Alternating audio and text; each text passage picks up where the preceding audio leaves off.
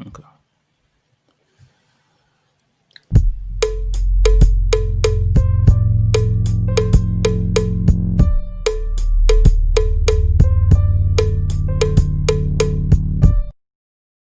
The boys are back in town. The boys are back in town. Mr. Machine, he is back in the game, man. Because I know a lot of people have been looking, say, when is the top 10 going to pop off? When is the top 10 going to pop off? And we will try and do it tomorrow.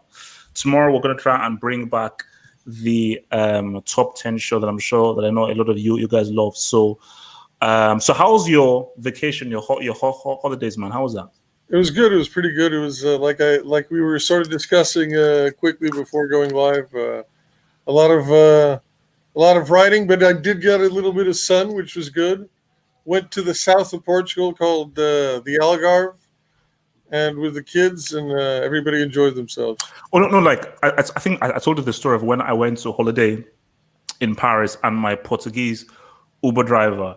And also, I'm proud of myself that I had a full conversation in French with my Portuguese Uber driver, and I said that's actually pretty impressive, you know. So I was like, yeah, so I can actually have a conversation in French.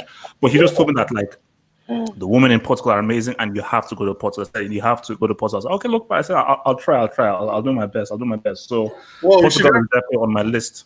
You should definitely come and you have a place to stay at old Chateau Machine. Yeah, no. Yeah, no. It's on the obviously when this whole COVID crap goes through, we'll go through, man. So just what we're going to discuss. We're going to discuss really two main things. Maybe a third main thing because now that Machine is here, it's cool. So we're going to talk about Tenet, that having a release date. We're going to do a little deep dive into comedies and what makes a good comedy, and so forth. Because again, like remember every Wednesday we do like a film watch. And this Wednesday, I am deliberating between Cable Guy and Gladiator, but I'm probably going to lean towards Cable Guy because I think it's a film that not everyone has seen. So, because again, I would say Cable Guy is my favorite comedy of all time. But let's just first deal with the first thing to go through now. Wait a minute, haven't we done like a top 10 list of comedies? You didn't put Cable Guy there, or did you? No. I think wait, did we do top 10 comedies? I think we did, yeah. Because I remember, like, did we do it? Yeah, I remember. I remember at least one list where I included Airplane. I see. That's when I remember you putting Airplane. On what? On just the best movies of all time, probably. It wasn't about just be the best movies. I'm pretty sure we didn't do because there's no way I wouldn't put Cable Guy in my top 10 comedies. It's crazy. All right. No, that makes sense. Because I remember, like, if it was a top 10 comedies, I would definitely put Cable Guy and Rush Hour 2.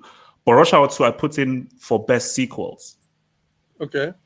So, I mean, I'll check again. I'll check because I'll check again whether we did do the list. So, Tenet. So let me just say the news and then we'll then discuss it. So again, this kept on getting pushed because with the whole COVID thing happening, this is primarily an America thing.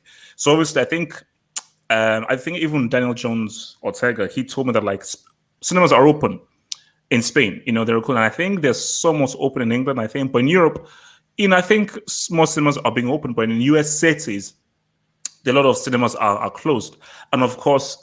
The idea was Tenet to be released like simultaneously and so forth. So they were sort of holding back, delaying. So right now they said we're going to pop off. So August 26th, it will open internationally. Then I think from September, so forth, it will be opened up in select US cities that obviously have very low COVID cases and so forth. So it is going to be coming out. It is official. And I think it is good because I think, I'm interested in seeing what the film's about. I'm also interested in seeing what John David Washington can do. So, Machine, thoughts on Tenet? Do you think this would be do you think this is like another Inception, or do you think it could actually be? I know nothing about this movie, but knowing Nolan, I think it's going to be an overblown, self-important, riddled by exposition. Pompous shitfest for me. I'm just not a big fan of Nolan. I know you're not a huge fan of his, but you do rate some of his movies like Memento and The Prestige quite highly. I don't. I'm like I can appreciate some of his filmmaking technique, especially on this last movie that he did, which I thought was his probably his most technically accomplished film. But Yeah, I need to. Because what's it called? Because I didn't. The trailer was too boring, so that's why I didn't want to see Dunkirk. But it's on Netflix. So after I finished watching Papillon, which I started last night, I'm gonna give a watch to Dunkirk. yeah, I mean it's impressive, and it was shot totally in IMAX, and it's one of those. It's one of those movies you want to watch to flex your 4K TV. I have Yeah. like a 4K TV, and finally like I can. Those are the types of movies that are made to watch on a 4K TV. You know, Oh and no, for sure. it's very visually impressive. So going back to just sort of the Nolan thing. See, this is my thing about it, and this is where I stand with Nolan. Is I think basically look, and I think we may actually be the two anomalies in this because 99% of people think that he's like the god of filmmaking. But that's my thing on Nolan. Like you can never ever deny that he's technically an extremely good filmmaker.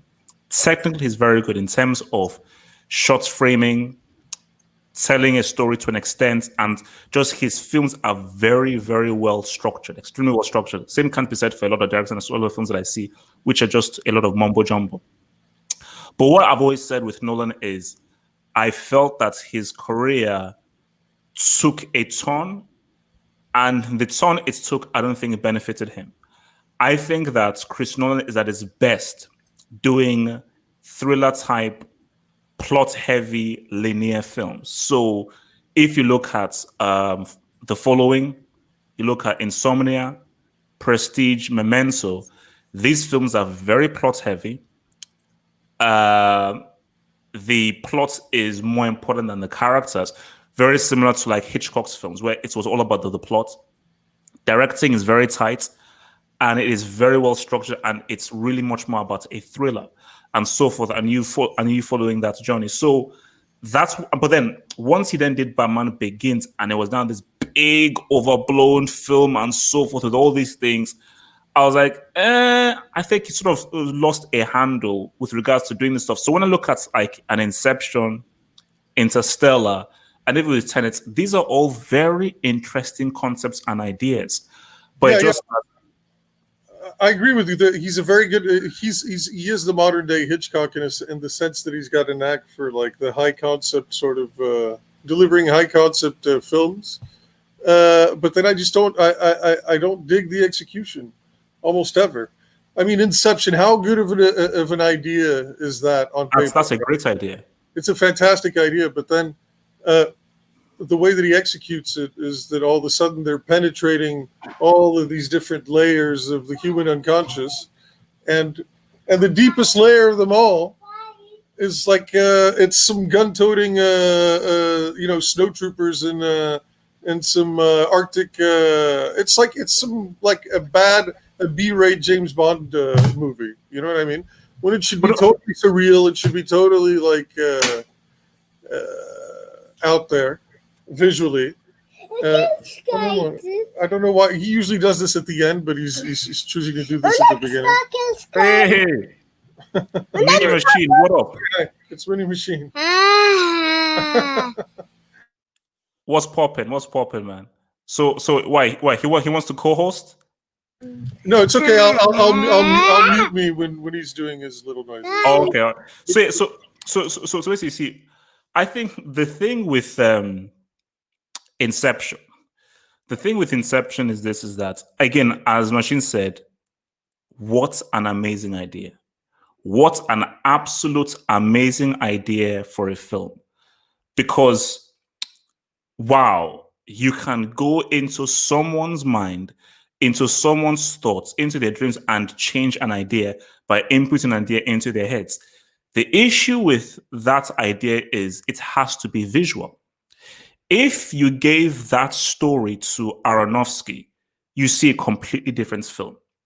Because I think the thing with Nolan is that his strengths are his technical abilities, but I think his weaknesses are telling something that has really high, dynamic, interesting visuals. So my thing is, If these dudes are entering into someone else's thoughts and so forth, make it look interesting.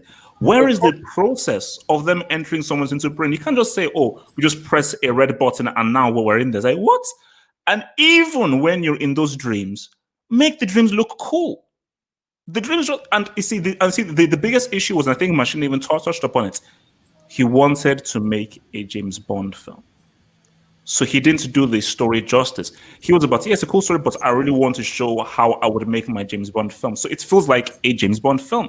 It didn't feel like this is a high concept, visual, psychedelic film about dreams, thought processes, and so forth, which is what science fiction films should be. And it's definitely what a movie that's about penetrating dreams should be, and the unconscious, because the unconscious is very psychedelic and it's very non-linear and non-logical. I mean, the most visually arresting imagery that he had in that film was when the city folds in half, right? Oh, yeah. But that should just be the beginning of the kookiness, you know. That should, and that's pretty much where the buck stopped. It didn't progress from there.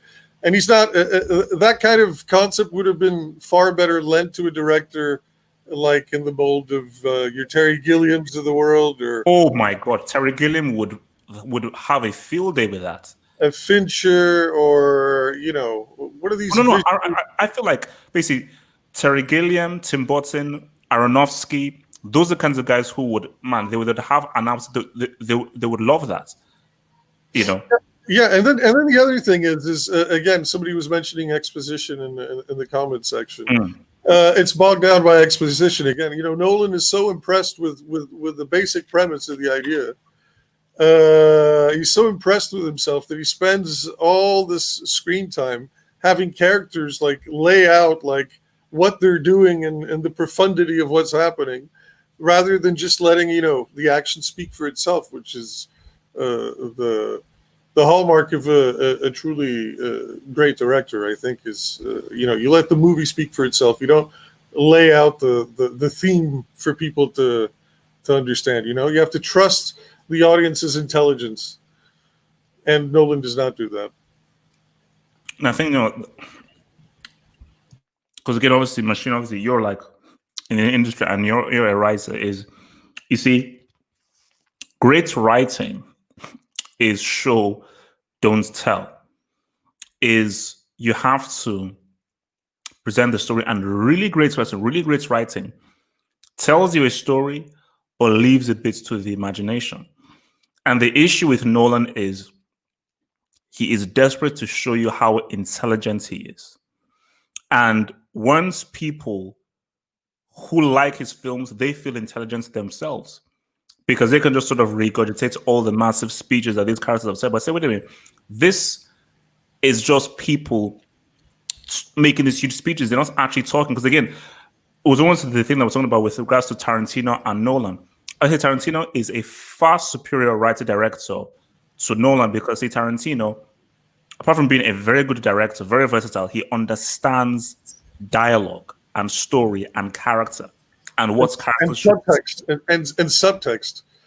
Yeah, and subtext. You know, we can sit here and try to dissect Hateful Eight because it has. You can tell that it has meaning in it.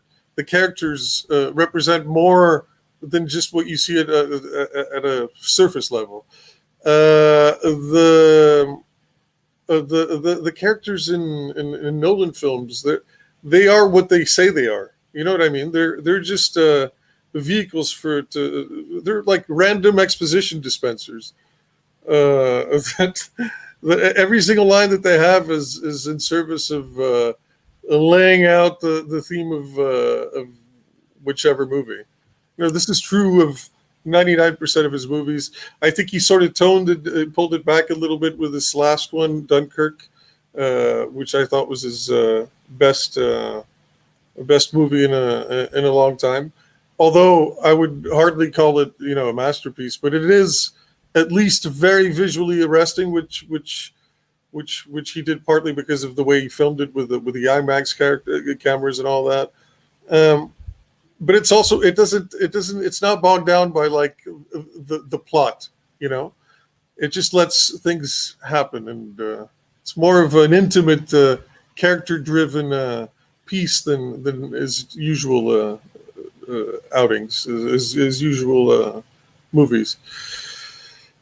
Yeah, so I mean, I want to respond to this. Nolan has never made a bad movie. Now, I don't know what you would call this. Because this for me is categorically a bad film. Like this is just it's not a horrible film, it's just a bad film. It's not a very good film. No, categorically. I agree. By the way, it's a bad film. I agree with you. And it's an atrocious Batman movie. It's an atrocious Batman film because it spits all over the legacy of the character and basically tries to burn bridges so that nobody else can take on the helm. No. Basically, I told you, like, I watched this in the cinema with my brothers, and I said that I have never felt more embarrassed sitting in a cinema than I did after Dark Knight Rises. Because that, apart from just being not a very good film, I'm going to say something controversial. I would argue that this is a far worse Batman film than Batman and Robin. Oh, absolutely. Because the thing with Batman and Robin is that it's still Batman. It's just a very campy Batman. But it is still staying true to Batman as a hero, but it's just a take that is campy and funny and comedy and just a joke. This takes a crap and pisses on everything Batman. Do you know? So in this film, Nolan's trying to tell me that Batman, first of all, nuked himself with a bomb that looks out of something from Bugs Bunny and Daffy Duck and all that kind of stuff. And I want to actually talk about that. And he not only did that, this dude wants me to believe that this Batman, because me and my brother, we actually did the calculations. So this clown, Bruce Wayne, in this film, you were Batman for about maximum 2 years. After 2 years, you retire? What? Like, it is one of the dumbest things I've ever heard. And as well, see, people say, oh, if criminals come out in the day, will Batman not do anything? It's a flipping movie. You don't have to create a scenario where Batman comes out in the day. So when we saw Batman fighting in the snow in day, it looked stupid. It looked stupid. I was like, what the heck is this crap? And let me not even talk about how awful he is at filming fights. Nolan is very good at story, to kind of be structure, but his weakness is action. He's very, very bad at action. Yeah. So yeah, and there's multiple glaring flaws in the movie, like even just the scene where he has his back broken and then all of a sudden he's climbing out of that whole thing made no sense, and then crapping all over the Bane character, who's a great villain in his own right and should have been serviced properly by having that plot twist with the Talia al Ghul at the end, where he turns out he's just some low grade henchman, and also a number of things. The way that they aged him, apparently he was for 17 years he was out of commission. It was just and it was just basically Nolan saying, listen, this is going to be my final Batman film, and I'm going to burn all the bridges around me so that there's no chance that anybody can take the mantle and continue on with my vision of the film. Even making Nightwing into some nondescript cop. Not Nightwing, Robin. What's it called?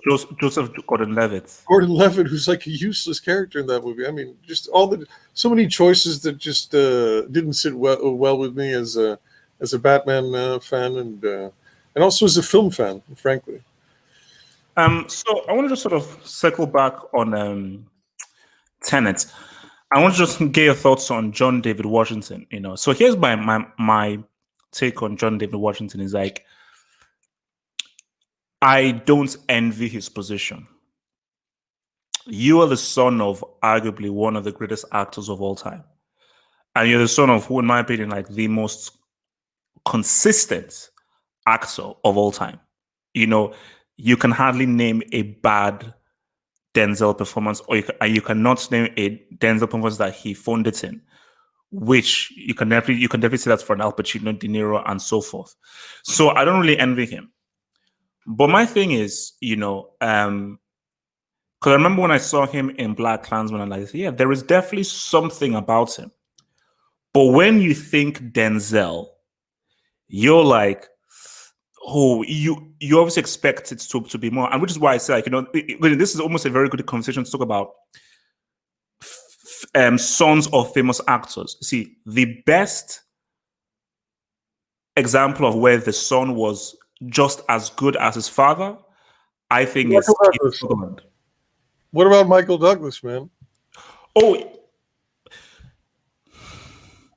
yes. You know what? I'll be real. See, all I've seen is Spartacus. So I've not seen other Kirk Douglas's films. The only film I've seen is Spartacus, but I prefer Michael Douglas.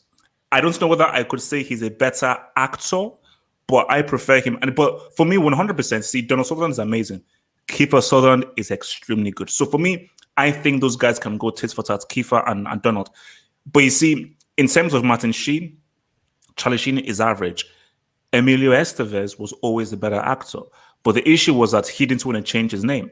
And I feel that him keeping Estevez really went against him. I know Machine. I know one of your favorite films is Platoon. Now, Machine, imagine Platoon starring Emilio Estevez instead of Charlie Sheen. It's not the same thing, no. Totally different film. Because because what's it called? Because Defoe and Berenger completely, totally tore Charlie Sheen apart in that film. But when you think about it, yes, those characters are key. It's really Charlie Sheen's story. It's really his story and about how this young innocent guy gets totally and changes. So it's about his story arc from how he starts and how he ends. If you had put Emilio Estevez in that role, it's a different film. It's a different film. So now you talk about Estevez's performance and everything. But it still does confuse me how he just let his career sort of fizzle out, Estevez. Because there was a time where he was arguably a bigger star than his brother, than Sheen. Oh, yeah, what's it called? Young Guns. Yeah, exactly. And then all of a sudden, it's just, I guess he called it quits. Sometimes this happens, actors just get bored and they don't want to. For me, I do feel that Charlie Sheen was chosen and he had the kind of look that people, and again, it was called, he had Major League, he had Wall Street, he had all these things, and guys really sort of, gravitated towards Charlie Sheen a lot more than they did the Estevez. And also, I just really believe that name didn't help him, So the whole thing of Emilio Estevez, do I really want a Latino sounding name to be the head of my movie? So remember, this is 80s and 90s. This is it sounded very ethnic for back then, right? Now it would probably maybe work in his service, but back then not so much. Yeah, so it will be tough. For me, for John David Washington, for me, I say he's a decent actor. He's not a great actor. I've never seen what has he been in? So you never saw Black Klansman? This is the first time I know that Denzel Washington had a son working in Hollywood. So now I'm interested. Now I want to but already I could tell just from his look, he's nowhere near as charismatic as his father. No. Honestly, this is the difficulty is which is why it is so hard coming in your father's shadow, because people will always say, yeah, man, because people will just expect, I want to see mini Denzel, whereas you want to carve something for yourself. So I think for him, which is why this is such a big deal, because Black Klansman, obviously it's won some Oscars and so forth, but this is a Chris Nolan film and a Chris Nolan summer blockbuster, and you're the star of it. So there's going to be a massive spotlight on him. But I think that people have to stop or really not really think about Denzel when they look at him, because that's unfair. Denzel is a once in a lifetime kind of actor, and not many actors even now of his age group can even say anything to it, you know. So he's in a totally different bracket from other dudes, you know. So okay, so who would you say is the son of a famous actor who is as good or better? Another one is Josh Brolin. I feel that Josh Brolin might actually be better than James Brolin for me. So Josh Brolin's amazing. I love him. yeah, He's got a really good presence, you know. But a better actor than the father, I don't know. But you know, there's a lot of people that you wouldn't associate with famous fathers that have changed their names, and probably for the better for them in terms of career, because that shadow is in there. You know what I mean?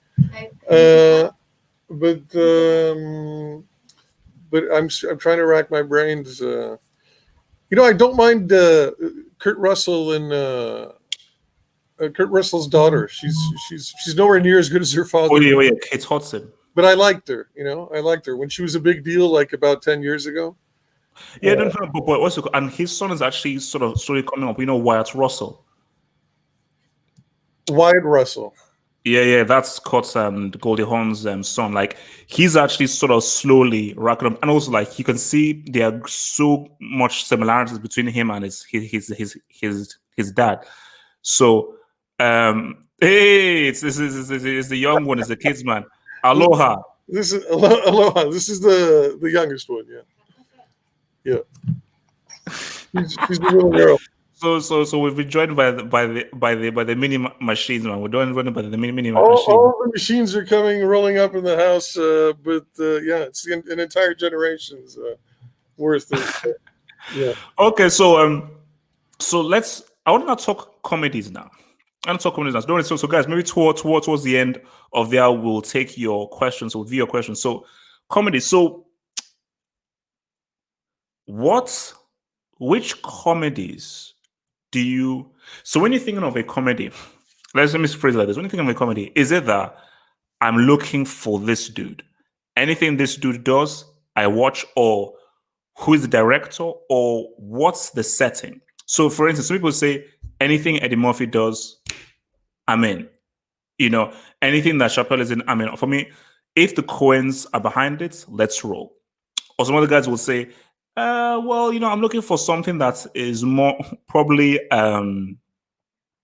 it's depending on the genre, like a dark comedy, light comedy, romantic comedy, and so forth. So what kind of comedies do you really roll with the most? You know, for me personally, you were just describing what to me defines a star, really. That one of the pillars of stardom is when people start associating a certain actor with quality. You know what I mean? Eddie Murphy was one. Eddie Murphy was for like a long time. He could do no wrong. There was like you know, any movie you'd be in would be at least entertaining. You know. And Bruce Willis was that for like a good run of like 5 or 6 movies. Tom Cruise was definitely that for like nearly a decade or more. Arguably, some people say he still is that, but you know, I think he's sort of fallen off the Why? Who? Tom Cruise? Tom Cruise, yeah, because he's sort of like he's become that Ethan Hunt guy, and that's pretty much it, you know. Oh yeah. No.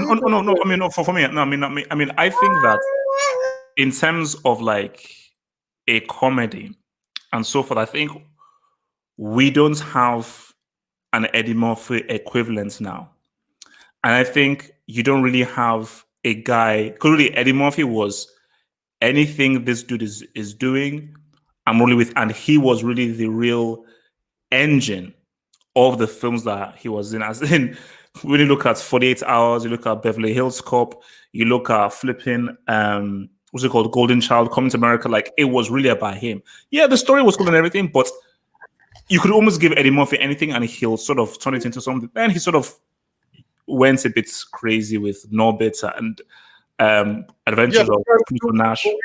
We have to give a shout out to Bowfinger, which is one of the most underrated. Bowfinger was hilarious. It was hilarious, and it was one of his last films. where people have sort of like discarded Eddie Murphy, and I think that movie got unfairly maligned. Wait. So did Steve Martin write that? I think they may have co-written it, but in any case, it's hilarious. It's one of his, for me, one of his funniest. Yeah, no. It's that thing was too good, man. I mean, because I think again that's just like a really good idea, and I think that's the thing with comedies. You need a really good idea. You need a really good idea, and I think once you have a really good idea, that can really because again, for instance, it's like, but you look at something like Big Lebowski. The thing about Big Lebowski isn't the plot or the story. There's no plot or story in Big Lebowski. It's about the writing and the characters. You know, like I've forgotten. Wait. What's the name of that game from Roseanne? John Goodman. John. Yeah. When you look at what John Goodman and Jeff Bridges did, they are really the real engines of that thing, and they're really the reasons why it's so funny. It's not really like it's a really inventive story and so forth. No, it's really about them. You know? It's the keys and the characters. I think they're very strong, especially the dude is such a an iconic who I've been confused for often. By the way, yeah, you can definitely see. but you see, Jim Carrey again. That's a dude who during like basically for me, Jim Carrey's peak was 90s. Like mid 90s. So Liar Liar, The Mask, obviously Cable Guy, Ace Ventura, Pet Detective, which is flipping hilarious. Dumb and Dumber. Dumb and Dumber. So which would you say if you just pick Jim Carrey's best comedy? I think I'd go Dumb and Dumber. I would say Dumb and Dumber. It just gets dumber every time you watch it. You know? And it's endlessly quotable, and I love comedy of hey Thomas. I love comedy of errors, you know. And, yeah. And the idea that these two absolute idiots are being confused as like super smart, super professional hitmen is really funny to me. Whoa. I mean for me, I think that Jim Carrey's. You see, for me, my favorites is Cable Guy. That's always been my favorites.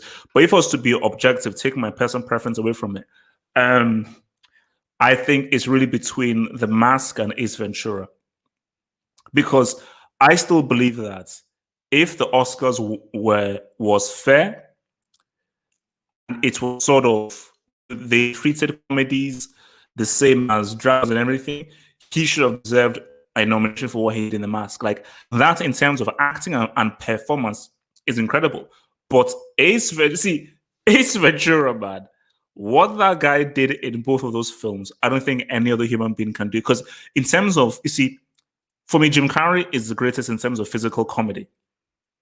Like there are things that he can do to his face and to his body that other guys can't even dream of doing. Like he can just sort of twist and make his face into stuff that you're like, wait, what the? It's insane. It's insane. Yeah, and I remember when I first watched it. Sorry, man. Sorry. No. I think minimum my machine needs to chill. No. So basically, so my thing about it is like Jim Carrey, like peak Jim Carrey was outstanding. And the reason why Jim Carrey was so good was his comedy was so energetic, was so intense that he took over the entire screen. There is nobody. I don't care whether you want to talk about flipping, and I can remember this. There's nobody that can do Ace Ventura. Nobody. Like Ace Ventura is this guy. He's literally becoming like another creature. You know, the dude is literally becoming like another creature. And a very underrated Jim Carrey film, is Me, Myself, and Irene. I don't know how many of you guys have seen Me, Myself, and Irene in the live chats. Me, Myself, and Irene, that is one of his most underrated performances because he has a split personality. And when you just see how he plays both of the characters, it'd be myself and Irene, like, this is crazy. and the characters are totally different from one another. Mo, is it? I actually want to see what my machine thinks about when he comes back. Kevin Hart. Kevin Hart can't touch Jim Carrey. They're not in the same category. You see, like, I don't rate Kevin Hart that highly. For me, like what Jim Carrey can do, Kevin Hart can't even come close. He can't even come close. Like, you really can't even put Kevin Hart in the same category as Jim Carrey in terms of physicality, energy, intensity, way he can completely dive into and develop into a character. I mean, one of the films that we'll probably watch tonight is Cable Guy. Because what people don't give Jim Carrey credit for is that Jim Carrey is actually a damn good actor. People just say, oh, he's just a comedic clown. No, he's like, Kevin Hart isn't that great an actor. Like, he's a pretty good stand-up comedian. He's not that great. So when you look at Jim Carrey in Truman Show, specifically, when you saw what Jim Carrey did on Man on the Moon, then it was like, nah, this guy can actually act. This, you see, but then more though, I told you, I said he couldn't. He can't. Kevin Hart couldn't do Ace Ventura because that's like, see, if Kevin Hart tries to do Ace Ventura, it will come off hammy and it will just seem stupid. You see, Ace Ventura is about who the star is, and I say that I don't think there's any comedic actor I don't think there's any other actor I can think of that could do what Jim Carrey did in Ace Ventura, because this guy is off his rocker. And this guy is the most crazy, outlandish, dynamic character you can flip and think of. So it is, I mean, it's highly doubtful. But I say, look, when it's actually, for me, I like romantic comedies. But it depends on how they are. I hate cheesy romantic comedies. You see, I prefer the romantic comedies from the 80s and 90s where the jokes were really funny. But like romantic comedies which follow a particular pattern and you can predict the story beats and so forth, I'm like, nah. So I hate parodies. Despise them. So whenever the only parody that was good that I liked was Scary Movie. First one. Like Scary Movie 1, brilliant. Absolutely brilliant. Because it was clever, it was on point. The things that they were ripping off really made sense. That was really good. But apart from that, I hate parodies. I'm like, no, that's just being very, very cheap. But the comedies I gravitate towards are ones that are really dark and edgy. So I think of, so really the top ones for me are Big Lebowski, Cable Guy. I liked What We Do in the Shadows. You see, I didn't think that I would like that film. I didn't think I would like that film, but I actually ended up really liking What We Do in the Shadows. I thought that was actually really good. I thought that was really good. You see, Scary Movie 2 was, see, after 2, they got crap. So from 3 onwards, they got crap. And I think from 2 onwards, the Wayans brothers sort of left. So the Wayans brothers were involved in the first 2 films. 3 onwards, they weren't involved. And from 3 onwards, it became stupid because they just relied way too much on the parodies. But part 1 and part 2, flipping hilarious. I remember Carmen Electra, because I remember like we always used to be obsessed about Carmen Electra whenever she did her whole running thing. But Scary Movie 1 is like, remember, they were I think, correct me if I'm wrong, I think Scary Movie was the first film of its kind.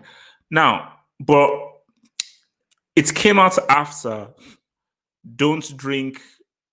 Oh, sorry. Don't Be a Menace While Drinking Your Juice in the Hood, which again was a rip of Menace to Society, Juice, Boys of the Hood, and so forth. So I think that came out before, which is the Wayans brothers again. But before all these parodies and so forth, Scary Movie was one of the first of its kind. And obviously the big one it was doing was Scream. But because Hollywood is so cheap and they're so flipping uncreative, they're like, oh my gosh, this works. Everybody started to rip off scary movie, but they just they were very lazy when they were doing it, and they didn't do it as clever as Scary Movie did. And I think didn't they also ripped off what's it called? What's it with that horror movie? Blair Witch Project. Because Blair Witch Project came out around the same time, man. What's interesting? Did Jim Carrey really fulfill his potential?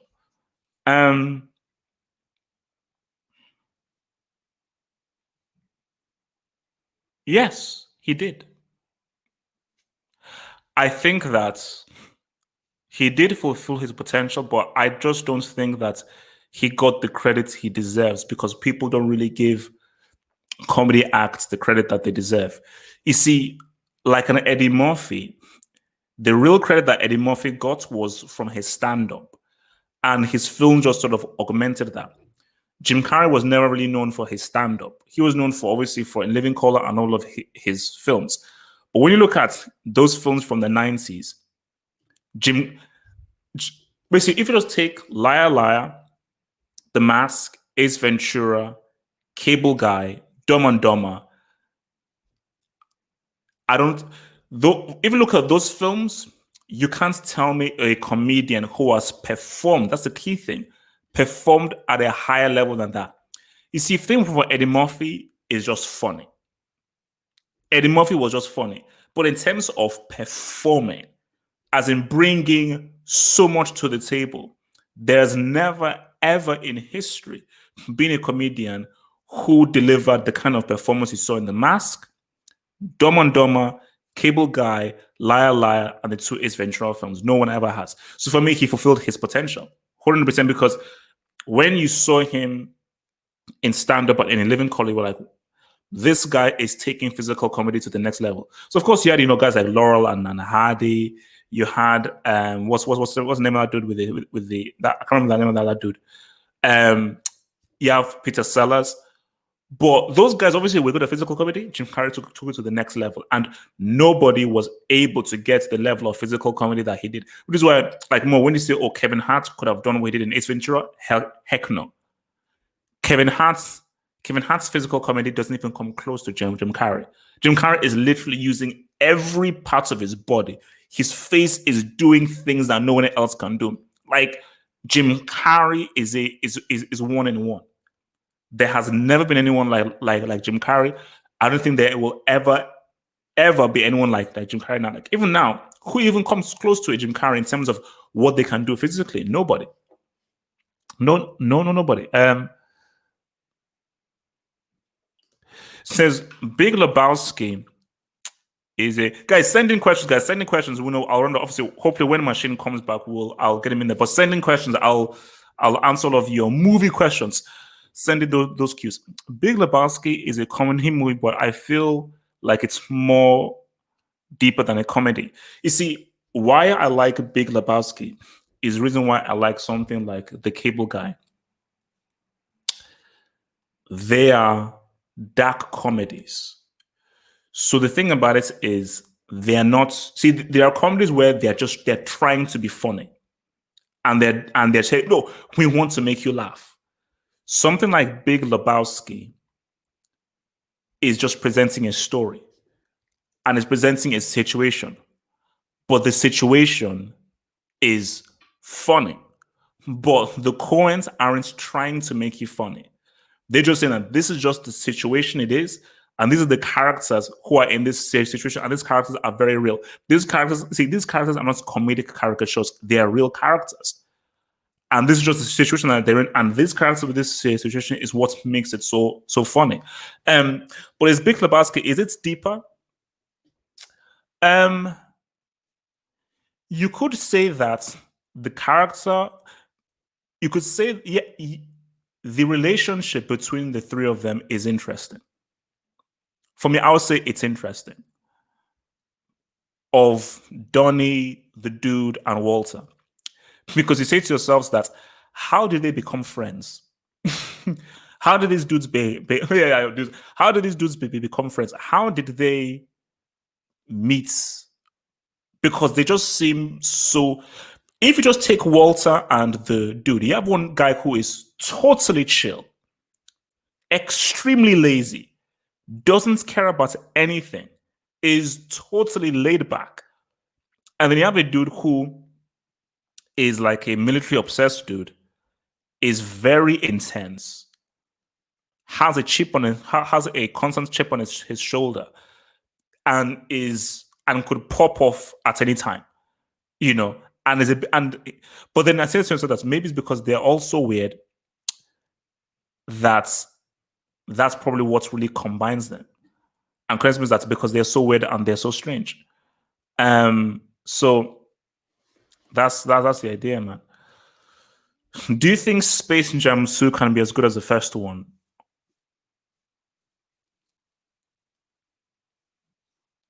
Yes, it's kind. See, initially I would have said no, that no way. But the first one is really, because I watched the first one recently. The first one is really good, and just helps that Jordan is in the but it was really good. If they take a completely different approach, see, do you know what the big issue is? I told you, because I'm a huge fan of Daffy Duck. Like Daffy Duck is one of my favorite characters of all time, and I can tell that. I think it's Matt LeBlanc, isn't it? And I can tell that his voice is not as authentic as Matt LeBlanc's voice. So because I can tell if the voice is not really lost. So if only they could just sort of freeze frame and just take his voice, Matt LeBlanc's voice, for Daffy Duck, it'd be amazing, but fine. But I think, yes, it can just be as good, if not better. They just have to take and make the story really interesting and create a more. Because, see, do you know why I think it can be better? LeBron has a more interesting personality than Michael Jordan. Like, we were just in it because it's Michael Jordan. Like, oh my God, it's MJ, whoa, MJ the thing, and blah, blah, and so forth. But the thing about this is that LeBron is more interesting. So we have a better idea of his character and his personality. And especially if they can also combine a bit of hip-hop culture into it as well, which LeBron is very connected with. And they can make the cartoon characters interesting. I think it can be better. But it's going to really depend on that script. It's got to be the show is going to be funny. But I think the key thing is what's the plot and how good the script is. But I think that LeBron, basically, the script is gonna be key. Like LeBron acting opposite those Daffy, Bugs Bunny, Elmer Fudd, all these dudes could potentially be hilarious, you know. And I just think that there is a better chance of more comedic moments with LeBron than there were with Michael Jordan, you know. So that's what I think. Do you think Black Panther was a good movie? Yes. See, here's my thing about Black Panther, because people always say, "Oh my gosh, Black Panther, it was pandering," or they just say it's good because this is what I've always said. See, my favorite MCU movie is either First Avenger or Civil War. It's between those two, and also basically all three Captain American films. Those are my favorite films. So Black Panther is not my personal favorite, but if I was to be objective and look in terms of filmmaking, it's the best MCU film. In terms of directing, editing, pacing, acting, structure, it's the best MCU film objectively, 100%. The weakest part of the Black Panther movie was the CGI. Like the CGI was just a mess. I have no idea what the hell was happening. Because remember, they were filming it at the same time as Infinity War. So maybe they put all of their focus on Infinity War and just left them with nothing. But in terms of like just filmmaking, I'm sorry, that is the best MCU film as a film. Because when you look at the other MCU films, they're very throwaway and they're very forgettable. But you see, and this because I feel that Ryan Coogler is just a better director than the Russos, Jon Favreau, Joss Whedon. I just think he's a better director. And you see that with Fruitvale Station and Creed. Like, see, His best film is Creed. Creed is amazing. Creed is an amazing film. And I put Creed as probably the third best Rocky film. So Rocky 1, Rocky 2, and I say Creed. So when you look at what he did in Creed, like what Coogler did in Creed, Jon Favreau, the Russos haven't made a film as good as that. So yeah, I mean, it's a really, just that I personally didn't like it. It's not it's not a film that I would personally watch numerous times, man. So that's just me, man. Why is Jerry Seinfeld so revered? His ads, but so overrated. You see, for me, I was never a fan of Seinfeld. Never. I think my older brother was somewhat.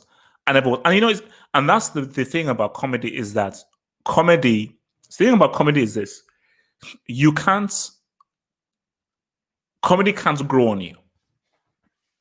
You either get it or you don't. Although, see, the thing, I'll be real with you. So when I first saw Big Lebowski, I watched it from the middle. I was like, what the hell is this? Like, why do guys find this stuff so funny? So I never understood people's obsession with Big Lebowski. So I said, okay, obviously, this isn't for me. But then years later, when I then sat down and actually watched it from the start, I was like, oh, this is hilarious. I totally get it. But there are people who don't get Big Lebowski. Again, a film that we'll probably watch tonight, Cable Guy. Most people find Cable Guy depressing and they find it weird. But because I like really weird, messed up, dark, awkward films, Cable Guy for me is one of my favorite films of all time because it's so weird. It's such a weird film with such weird characters. And because I'm weird as well, it connects with me very well, Cable Guy. So with Seinfeld, the same thing with Friends. I don't like Friends. I appreciate Friends for what it is. And I can respect Friends in terms of you're writing a script. And to create so many interesting, and this is even what my brother told me, that you have to commend them on being able to write so many interesting stories taking place in two locations. Really, Friends, 90% of Friends is in three locations, really, primarily two, the cafe and both of their apartments. So the writing on it is great. I just don't find it funny. And that's the thing. Seinfeld, I just don't find funny. South Park, I don't find funny. And Family Guy, I don't find funny. Like Peak Simpsons, that's my thing. Ren and Stimpy, that's my thing. Courage the Cowardly Dog, Dexter's Lab, those were my things. So it's really a preference thing, man. Well, this is interesting. Call me nuts, but I truly believe that Robin Williams and Jim Carrey would have been as great at directing as Mel Gibson or others have been with the transition, especially Robin Williams. Hard to say, because directing is a very, very different skill. And not many people, very few actors make a successful transition to direct, especially if think about it. How many truly amazing actors are amazing directors? How many actors who are amazing at acting were amazing directors? Clint Eastwood was never an amazing actor. He never was. Superb director. Mel Gibson was never an amazing actor. He never was. Superb director. So if you think about it, there are not that many amazing actors that make amazing directors. They're not that many. These are two very different disciplines. And what you found with Clint Eastwood and Mel Gibson is acting was never their thing. They were just lucky because they just had the look, they came at the right time, and they just got lucky. But Mel Gibson and Clint Eastwood, they were always supposed to be directors. Directing was always their real talent, not so much acting. But one thing I would say about Robin Williams, though, is Robin Williams, see, that is really scary. Because when you look at Robin Williams' stand-up, this guy is on 400%. And I never could understand how a guy so hyperactive could be so good at dramatic acting. It was frightening, like I was saying, because you just assume that way. If this guy is so hyperactive, so crazy, like I mean, doing all these accents and everything, like there's no way this guy can chill out and be real. But what you found about Robin Williams was, which is why it is so crazy, the human mind. He was dealing with so much stuff in his high mind psychologically. And what many people would say about Robbie Williams is that he was actually very quiet. That if you could meet him privately, he was very quiet. But when you just see a crowd, he sees people, he can snap into it. It's sort of almost a bit similar to me, where like if you were to meet me 1v1, most people would probably find me boring, But you put on a camera, you put on a thing, I will be this, that, extravagant, and so forth. But 1v1, I don't really say much. So I think that was forward with Robin Williams, is that, which was so crazy, because that's how to see what he did. What was the name of that film that he did with oh gosh, why do I always forget this film with Robin Williams, Good Will Hunting? Like when you look at Good Will Hunting, 1 Hour Photo, Insomnia, this is really good acting. But you look at that, then you look at his stand-up, you're like, how the heck can this dude do that stuff in his stand-up and then be this thing as a flipping dramatic actor? It's insane. Oh my God. Oh, Just Person, thank you for the super chat. Just Person, thank you, bro. Thank you for the dub. Thank you for the dub. What's your view on Tupac's All Eyes on Me movie? I didn't watch it because I knew it would be garbage. You see, I have a pretty good feeling as to if a film is going to be garbage or not, and I could just tell that, okay, this won't be straight out of Compton. You see, now that is someone's story that needs to be done justice, and I think it is so disrespectful that for such a prominent figure in music, forget rap, in music, they pretty much got a corporate team to do his life story. That is crazy. Like for me, they have to do it again. They have to do it again. And the thing about it is, and this is what to do, is that you don't have to get a guy that looks like him. And that guy obviously looks a lot like Tupac, but he's not a very good actor. See, for me, I would rather have a guy that is an amazing actor that resembles the dude, as opposed to a guy who looks exactly like the dude, but is an average actor. Always pick acting first. But yeah, it's like, my gosh, man, it's like, you see, for me, I would, if I was a producer, I would get, as a Ryan Coogler, I want you to write and direct a Tupac film. Because if Ryan Coogler did it, it would be damn good. Because Coogler is a guy who, first of all, superb director, one of the best young directors out now, but he understands character. He really understands character. Which is what made Black Panther so good. He is very good at getting strong performances from characters, especially from two characters and everything. So he would definitely be a lot more good man. Who had the best actor to director transition and why? Which film puts them over the top of the others? Big names: Mel Gibson, Eastwood, Clooney, with good nights, Denzel, Bradley Cooper.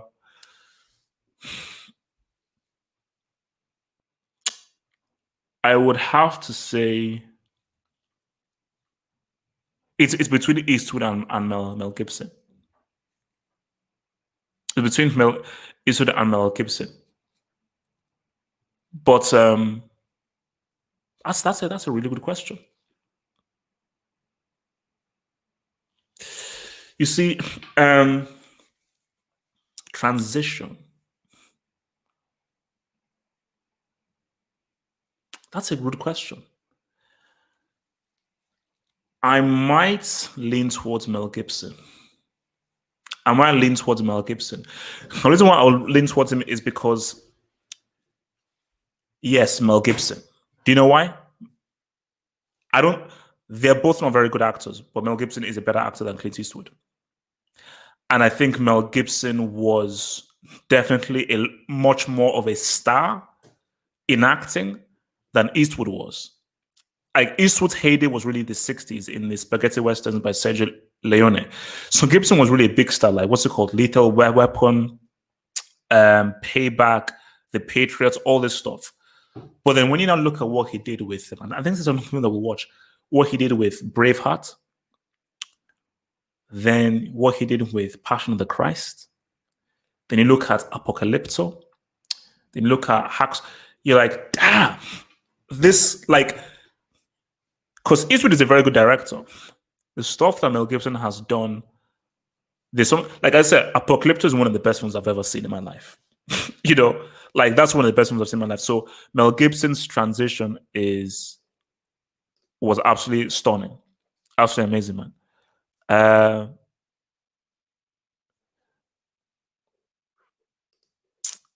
what are your thoughts?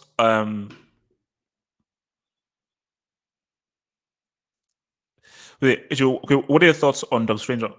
Yeah, it's Kubrick's best film.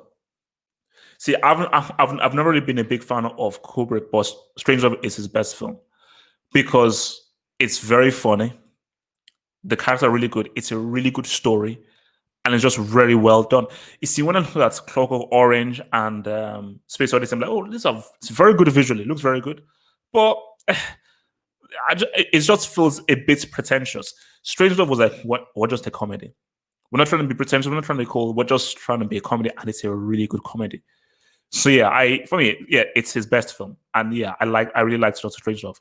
What do they say? Like, what's it called? You can't fight in the war room. uh, you know.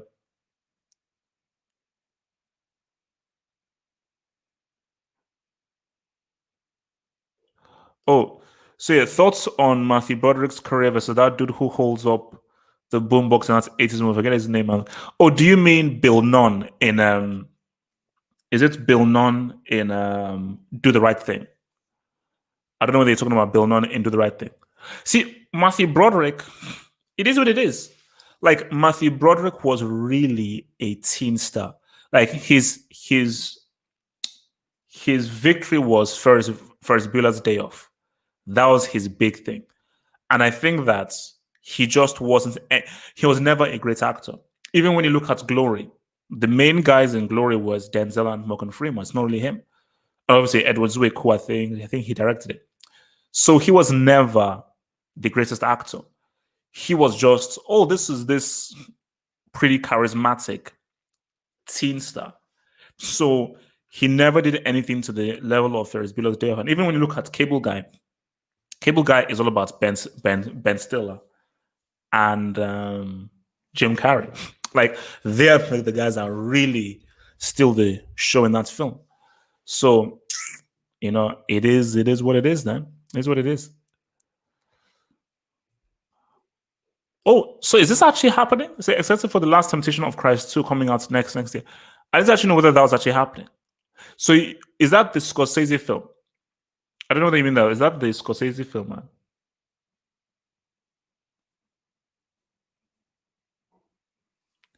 I don't know what they mean that. I don't know whether you feel that that's the Scorsese film that was the first one, Last Temptation of Christ, which that film is that film is wild because I think that's William Dafoe and Harvey Keitel. I think Harvey Keitel I plays like what's it called, Peter or someone. But yeah, man, no, look, I said, look, I'm hoping like I keep saying my main film this year is Dune. I think Dune could be something. Blade Runner 2049 could have been amazing. A few things he did sort of messed that film up, but it was still visually tops. But I definitely think that Dune has potential to be quite an outstanding film. Because I don't know how many of you have read the book. Like I've read the book. It's a really good book. Really good story, which should really be a trilogy. But I can see how he could make it a two-part film. I can see how it's like a two-part film.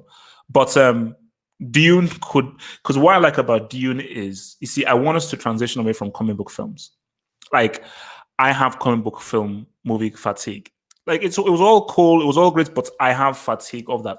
And I think that what Dune represents is all right.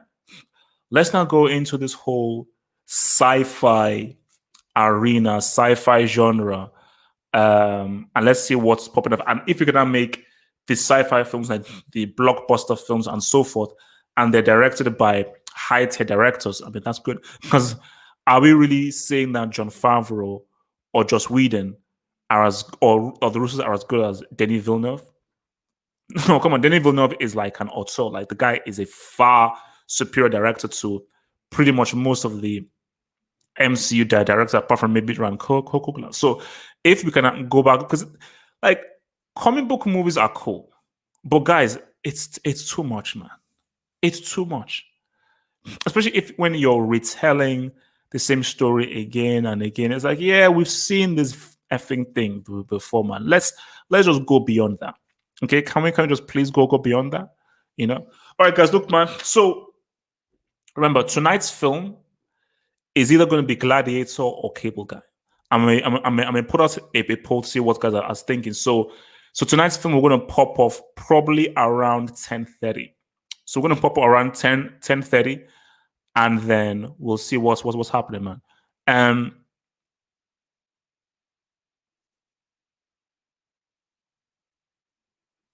Oh, is it? I don't think it's official. Are you sure it's official? I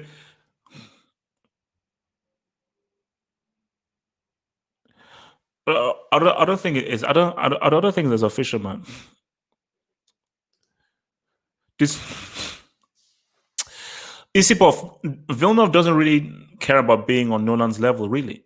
You know, like you could almost say the same about Spielberg. Like Indiana Jones was an idea that Lucas gave to Spielberg. So Villeneuve, I mean, when you look at Arrival, what's the other thing that he did with Emily Blunt and Benicio del Toro? Sicario. You look at Sicario, you look at Arrival, these are extremely well made films. And I don't think it takes anything away from me that, oh, well, because remember, Villeneuve is just carving out his own niche. He's carving out his own niche. And I'll be real with you. Chris Nolan isn't doing anything on the same visual level as what Villeneuve did at Arrival and 2049. Like I would say, 2049 visually is beautiful. It is visually absolutely outstanding, and Nolan ain't touching Villeneuve for visuals. Hence why I am excited for Dune. Even if Villeneuve can be a bit of a brick in terms of writing, of what he can bring to the table on a visual level. Because Dune, when you look at it, the sandworms, the places that they go to, the different characters that they meet, that requires a strong visual person, and I think that's where he's going to be rolling with too.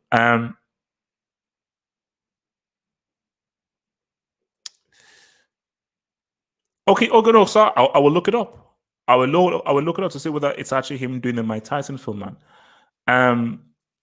So guys, so basically, so tonight's film, it's either going to be Gladiator or Cable Guy. Let me just see what you guys think. Which would you rather watch tonight, Gladiator or Cable Guy? Let me see what you guys in the live chats think. I'll put out a poll on Twitter, but would you rather watch Gladiator or Cable Guy? See, the thing with Gladiator is that I know everyone will love that, but most people have seen it. Cable Guy is risky because I don't think many people will find it as funny as I do. You know, because Cable Guy it's an extremely weird film. It is a super weird movie that I don't think everyone. It's not everyone's cup of tea. So what are you guys doing? So Gladiator or Cable Guy? Let me see whether you guys respond. Gladiator or Cable? Because yeah, Gladiator, man. I mean, bro, man. I always say that, you know, that should have won Best Film and Best Director. I know Oscars are trash because they gave Best Director to Steven Soderbergh for Traffic.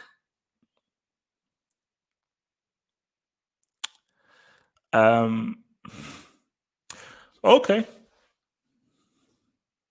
So guys, okay, so yeah, so I will see you guys again next Wednesday. Remember, if you're new to here, please feel free to subscribe. Feel free to subscribe. Support your boy, support your kid as I bring you all this lovely entertainment stuff, man. So guys, peace out. Stay true, and I'll see you all next Wednesday. Peace, peace, peace. Become a Half Hope Sort member and gain access to exclusive videos and also the chance to watch films, anime, or different videos with your boy HH exclusively. Just click below on the join button to join in and become a Half Hope Sort member to gain access to these perks. Just click on the community icon over here to view the new members only post